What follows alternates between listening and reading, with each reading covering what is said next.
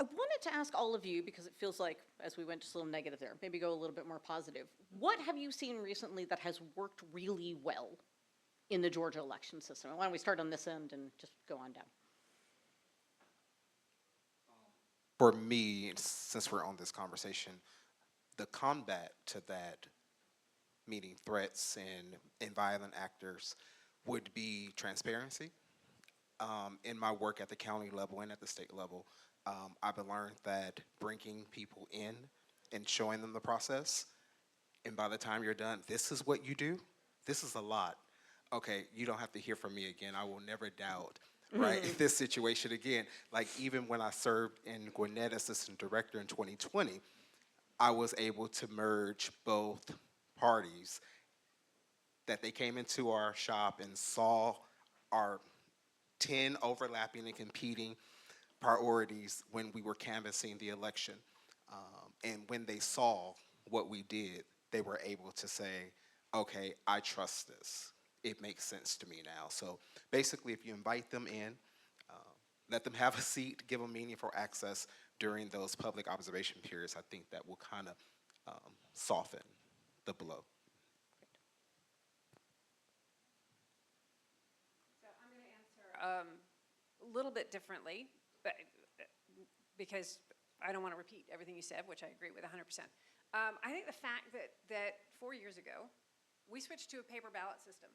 And it is that paper ballot system that should give every voter the confidence that everything is copacetic, right? Because every voter, whether you vote by absentee or you vote in person, you have a piece of paper that you can look at and you can verify and validate that reflects your choices, and that is what is going to be counted. And every system that we use will also be audited. There is an audit by which we will hand count a number of ballots up to and including all of them, depending. I hope we don't ever have to do that again, but we know that we can if we have to, if the margins are that close. And that gives the confidence that the outcome is correct, that the tabulators have worked, they are properly calibrated, and they're counting those ballots accurately because we have that piece of paper.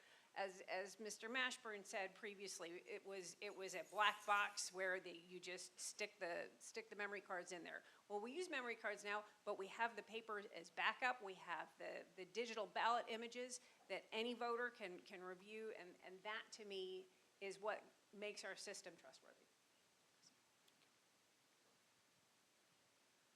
2020 at the time was the most secure election ever run in the United States of America, including Georgia. It's the first time we had paper in 20 years. 2022 was more secure than that. 2024 is going to be more secure and better than that. The turnout we saw today, the voters believe in this system. They understand the system. The one thing we can have, very transparent elections. We can have fast results. We can have well-run systems. We can't control one thing, everybody up here: who wins and who loses. And the problem is, for a large swath of Americans, who wins and who loses is the only thing that matters. And if my guy lost, or my woman lost, there must be a lying sack of crap somewhere who did it. That's what they believe. And there's nothing we can do. As transparent as we are, there's going to be people who make those claims because the incentives are backwards right now in a lot of our systems, and it's unfortunate. And the partisanship has gotten very difficult. I'm glad we're having a bipartisan discussion about this. And there are men and women of good faith on all sides who will agree on these things. I'm a Republican. I believe register everybody and fight it out. Fight your values out, have your arguments, win some, lose some. Now, I guess I have some optimism because my dad's a conservative, my mom's a liberal, so I'm bilingual. I can talk to both sides. But that's what I believe. That's what is supposed to work. So I have faith in the voters. I have faith in, and I know this, in all 50 states and District of Columbia, they have safe, secure systems. We don't follow the exact same processes that we do, but it is really, really close. They have some way of identifying the voters. They have a specific ballot they get. They do reconciliations to make sure nobody votes more than once. They have a way to identify people by signature or driver's license number. They have an election night reporting system that goes as fast as they can. They hold on to have chain of custody of all these things, and that's across the nation. So I think we're better off now than we have ever been. The only problem we have is there's misinformation, disinformation, and there's incentives to do those things.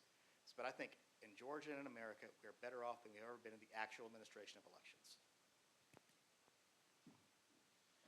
So, 2020 was rough for everyone, for sure. But moving forward, when I took over Floyd County, we do actually a 100% audit. I like to align myself with constant communication and transparency, but no good deed goes unpunished. So, like Gabe was saying, even still with 100% audit in Floyd County for every single election, we do poll watcher tabletops where we invite both sides in and we have open conversations with them. Unfortunately, there's still a lot of dis and misinformation, and I think sometimes it's more fun for people to be angry with us than it is to trust us.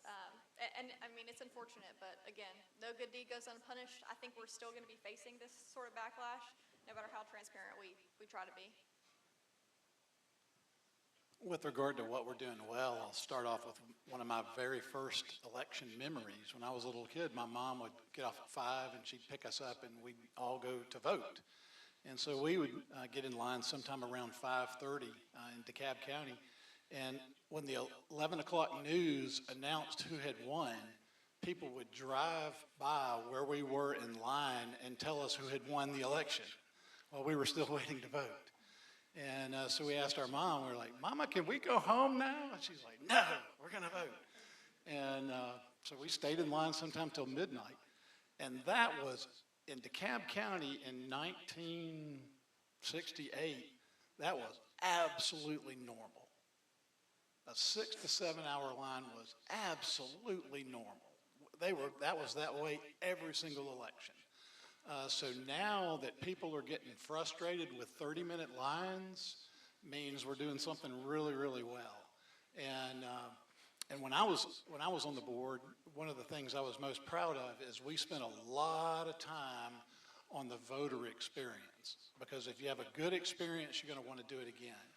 And so we spent a lot of time working with the counties to try and enhance the voter experience. And I know Secretary Raffensperger and Gabe's office has worked very hard on monitoring line lengths and finding out where the problem is. And we have technology that was just not available that tells us where lines are getting long and why. So that's one thing that we've really done very well here in Georgia, is cutting down on the length of lines. And it might only be because we were so bad at it for so long, but one of the things that we've done really well is cut down line lengths.